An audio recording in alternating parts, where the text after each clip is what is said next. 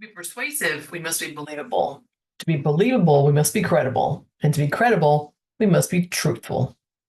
Edward R. Murrow. This is what's going to kick off our three-part series on speaking to persuade. This is part one of speaking to persuade. Let's start with our definition of persuasion. What is persuasion?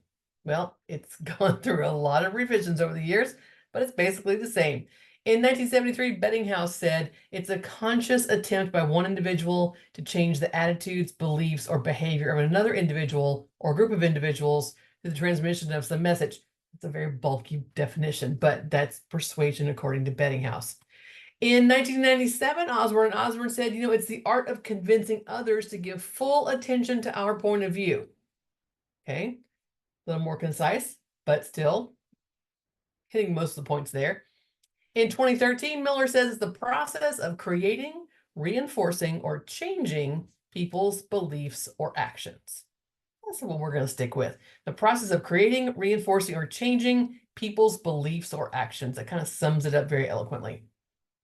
So if you've been doing informative speaking to this point, now we're going to switch to persuasive speaking. Which is more challenging, informative or persuasive? Well, if you said persuasive, I have to agree with you, because persuasive has a bit more to it. Informative speaking is just about teaching about your topic. Persuasion requires a bit more. When you speak to persuade, you are not only just giving information, you're acting as an advocate for that information. You're persuading people about what you're saying. Your job is to get the listeners to agree with you and maybe even take action. That's a bit more than just teaching about a topic or a subject. Your goal may be to defend an idea, to refute an opponent, to sell a program or a product. That's persuasion, sales, or inspire people to take action. It is a pervasive part of our everyday lives when you start thinking about it. Where do you see persuasion in your life? If you've heard any advertisements today or seen any on your social media or on the radio or TV or newspaper or magazines, you've been persuaded, or they're trying to persuade you, obviously. So persuasion, shows up in our lives quite often. But with that, and with that power of persuasion comes an ethical decision. We have to decide we're going to be ethical with this as well. You need to have goals that are ethically sound. You shouldn't be trying to persuade people to buy a faulty product or join a cult or whatever it is you're trying to get them to do. If it's bad for them, that's not an ethically sound goal, right? If you're just trying to get people's money for something that is not worth it, or scam them, then it's not ethically sound. So we need to think about being ethically sound. Use ethical methods of persuasion as well. Don't lie to people, don't tell them untruths, don't shape information to your way of thinking. Study the topic thoroughly and avoid misleading your audience with false statements like that.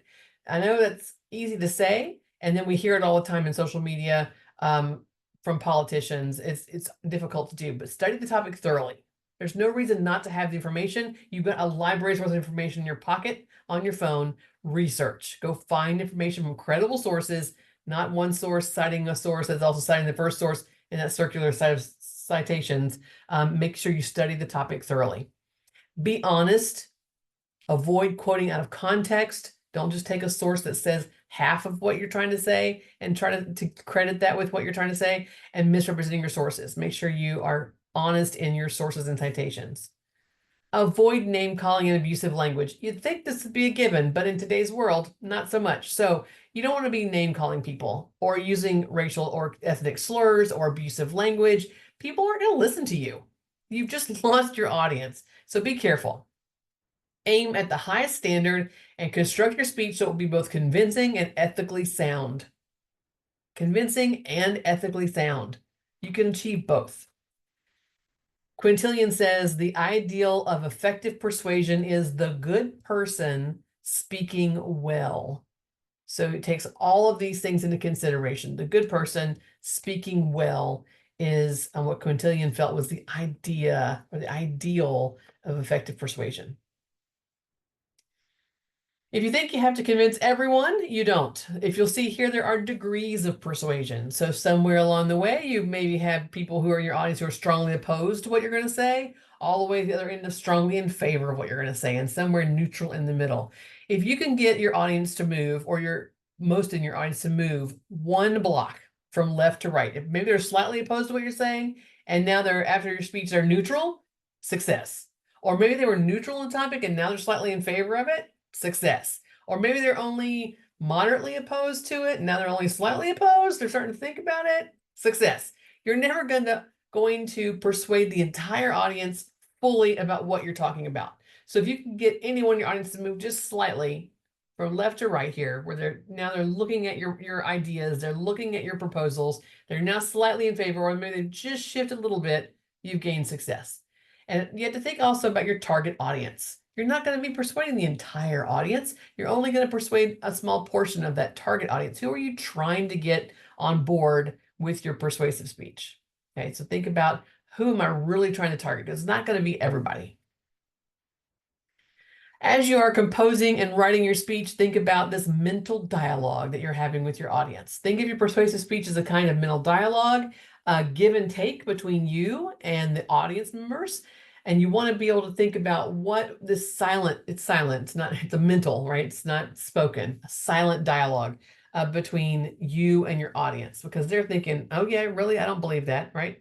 So in composing and writing your speech, think about and anticipate possible objections your audience members might have about your subject or your point of view, and you're going to try to attempt to address those questions they may have in the body of your speech.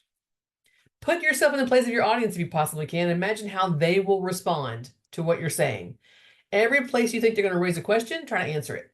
Try to anticipate where they might have objections, and trying to have sources and citations and research, solid, honest research, answering that question. Answer that objection. This brings us to the end of our part 1 of this 3-part video series. We have talked about the definition of persuasion. We looked at the importance of persuasion. We looked at ethics and persuasion and degrees of persuasion, as well as how to deal with that mental dialogue between you as a speaker and your audience. Okay, so hopefully now you will stay tuned for part 2. Up next, organizing your persuasive speech.